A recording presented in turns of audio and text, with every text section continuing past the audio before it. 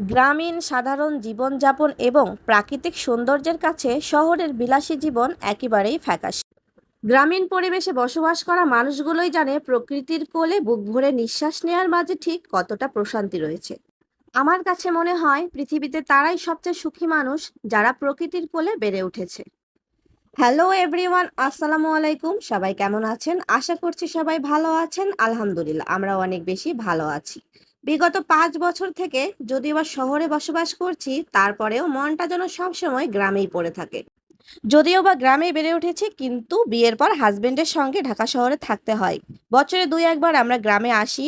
এই সময়টাতে জীবনটাকে একটু সুন্দরভাবে উপভোগ করার চেষ্টা করি। দেখতেই পাচ্ছেন, পাট খেতে আমি আর আমার শাশুড়ি পাট শাক তুলছি। এইটা কিন্তু আমার শ্বশুরবাড়িতে করা ভিডিও। শ্বশুরবাড়িতে গিয়েছিলাম এবারের ঈদে, তখন আমরা সবাই মিলে পাট খেতে পাট শাক তুলছিলাম। সেই ভিডিওটাই আপনারা দেখতে পাচ্ছেন। এবারের ঈদের ছুটিতে আমরা গ্রামে বেড়াতে গিয়েছিলাম। পাট শাক খেতে আমি খুবই পছন্দ করি। তাই শ্বশুরবাড়ির পাট খেতে শাশুড়ি মিলে একসঙ্গে পাট শাক তুলছিলাম। সঙ্গে আমার মেয়েও ছিল, হাসব্যান্ডও ছিল। সে ক্যামেরায় ভিডিওটি করছিল। যে ক্ষেতটা দেখতে পাচ্ছেন, এটা আসলে একটা বিশাল বড় ভুট্টা ক্ষেত। মাঝখানে একটু ফাঁকা জায়গায় বাসায় খাওয়ার জন্য কিছু শাকসবজি বুনেছিল আমার শাশুড়ি। শহরে আমরা সবসময় নানা ধরনের সবজি খেয়ে থাকি, কিন্তু গ্রামে ক্ষেত থেকে একদম ফ্রেশ শাকসবজি তুলে খাওয়ার মজাই যেন অন্যরকম।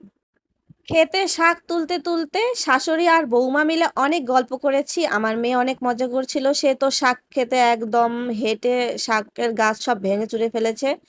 সে অনেক আনন্দ করছিল। সে গ্রামীণ পরিবেশ খুব কমই দেখেছে। তার বয়স যেহেতু 3 বছর, সে 3 বছরে 3-4 বার গ্রামে এসেছে। আমার মেয়ে অনেক দিন পর গ্রামে যাওয়ার পর প্রথম মাটিতে হাঁটতে ভয় পায়। সে মাটিতে পা রাখতেই পারে না। প্রথম সে এরকম করলেও পরবর্তীতে ঠিকই সে গ্রামীণ পরিবেশের সঙ্গে নিজেকে মানিয়ে নিতে পারে। শাক তোলা শেষ হলে পরবর্তীতে আমরা ভুট্টা ক্ষেত থেকে কয়েকটা ভুট্টা তুলে নিয়েছি। আমার হাসবেন্ড বলছিল যে সে ভুট্টা ভাজি খাবে, কিন্তু ভুট্টাগুলো এখনো পাকাপোক্ত পরিপক্ক হয়নি। তারপরেও আমরা কয়েকটা তুলে নিয়েছি। নরম নরম ভেজে খেতে নাকি খুবই মজা লাগে তাই। শাক তোলা শেষ করে আমরা বাসায় ফিরে এসেছি। আমার মেয়ে তো মাঠ থেকে কিছুতেই আসতে চাচ্ছিল না। এদিকে আমরা সবাই মিলে উঠোনে বসে শাক বাছছিলাম আর অনেক গল্প করছিলাম। সাধারণত শহরের পরিবেশে এই আনন্দগুলো কিছুতেই সম্ভব নয়। আমরা যারা শহরে থাকি আমরা অনেক বেশি মিস করি এসব।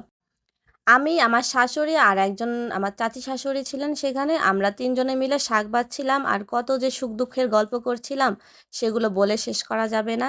অনেক মজা করেছি এবার বাসায় গিয়ে। পাট শাক খেতে আমি খুবই পছন্দ করি। তাই আমি যখন শ্বশুরবাড়ি থেকে বাবার বাসায় ফিরে যাচ্ছিলাম, সেই সময় আমার শাশুড়ি এক গোছা পাট শাক তুলে আমাকে দিয়েছিল। বলেছিল যে, "যাও বৌমা, বাসায় নিয়ে যাও। তোমার মাকে বলো রান্না করে দিবে।" আর অনেকগুলো শাক নিয়েছি এ কারণে, আমাদের অঞ্চলে পাট শাক রোদে দিয়ে ডলে শুকিয়ে আ অনেক দিনের জন্য সংরক্ষণ করে রাখা হয়। পরবর্তীতে মাছ দিয়ে বা ঝোল করে বিভিন্নভাবে রান্না করে খাওয়া হয় এই শাক। পরবর্তীতে এই রান্নার একটা ভিডিও আপলোড করব। কিভাবে রোদে শুকানো পাট শাক রান্না করে খেতে হয়, সেই রেসিপি আপনাদের সঙ্গে পরবর্তীতে শেয়ার করব। ভুট্টা ক্ষেত থেকে যে ভুট্টাগুলো তুলে নিয়ে এসেছিলাম, আমার শাশুড়ি এদিকে ভুট্টাগুলো বেছে নিচ্ছে। আমরা এগুলো চাল ভাজা দিয়ে আম একসঙ্গে করে মেখে খেয়েছিলাম। খেতে অনেক মজা হয়েছিল। আসলে এই খাবারগুলো শহরের মানুষ সাধারণত খেতে পারে না। গ্রামে থাকলেই একমাত্র এই ধরনের খাবার খাওয়া সম্ভব। দীর্ঘদিন ধরে আমার মেয়ে অসুস্থ থাকায় নিয়মিত আমি ভিডিও আপলোড করতে পারছি না। অনেকদিন পর একটি ভিডিও আপলোড করলাম। যদি আপনাদের ভালো লেগে থাকে অবশ্যই লাইক, কমেন্ট, শেয়ার করে দেবেন। আজকের ভিডিও এ পর্যন্তই। দেখা হবে পরবর্তী ভিডিওতে। সে পর্যন্ত সবাই ভালো থাকবেন, সুস্থ থাকবেন। আমাদের জন্য অনেক বেশি দোয়া করবেন। আল্লাহ হাফেজ।